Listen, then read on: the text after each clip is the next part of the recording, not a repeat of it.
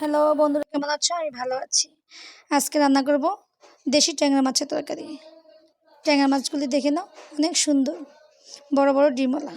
ট্যাংরা মাছগুলিকে আমি কেটে ধুয়ে নিলাম।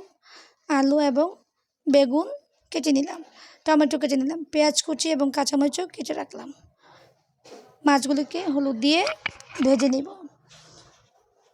ট্যাংরা মাছের তরকারি খালি রান্না করাও যায়, আবার তরকারি দিয়ে রান্না করা যায়, বিভিন্ন তরকারি দিয়ে রান্না করা যায়। আমি আজকে রান্না করব বেগুন দিয়ে।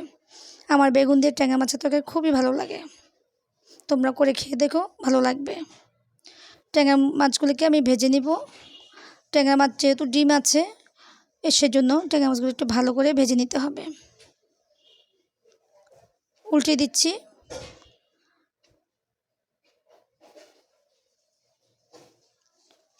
মাছগুলি ভাজা হয়ে যাচ্ছে। লাল লাল করে ভাজার পর নামিয়ে নিব। ট্যাংরা মাছগুলি ভাজার পরে আমি আলু এবং বেগুনগুলিকে আলাদা করে ভেজে নিব। প্রথমে আলুগুলোকে আমি ভেজে নিব লাল লাল করে, কারণ বেগুন তো নরম জিনিস, তাই আলুটাকে ভালো করে ভেজে নিতে হবে। হলুদ দিয়ে দিলাম, লবণ দিয়ে দিলাম। এবার আমি আলুগুলোকে ভেজে নিব। আলুগুলো ভাজা হয়ে যাওয়ার পর তাতে আমি বেগুন দিয়ে দিব। বেগুনগুলো ভাজা হয়ে যাওয়ার পর আমি টমেটোগুলি দিয়ে দিব।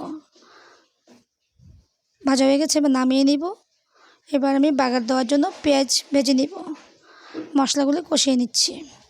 মশলার মধ্যে জিরে গুঁড়ো, ধনিয়া গুঁড়ো, মরিচের গুঁড়ো, হলুদ দিয়ে কষিয়ে নিব। এবার ভাজা বেগুন, আলু এবং টমেটোগুলো দিয়ে কষিয়ে নিব। কিছুক্ষণ কষানোর পর আমি জল দিয়ে দিব। জলটা ফুটে আসলে পরে আমি মাছগুলো দিয়ে দিব। তোমরা এবার করে খেয়ে দেখো, অনেক ভালো লাগবে। ঘরোয়া পরিবেশে এই তরকারিগুলি খেতে অনেক ভালো লাগে। দেশি মাছ খেতে অনেক ভালো লাগবে। তোমাদের যদি ভালো লেগে থাকে, আমারও অনেক ভালো লাগবে। তোমরা কমেন্ট করবে, শেয়ার দিবে, লাইক দিবে। সবাই ভালো থেকো।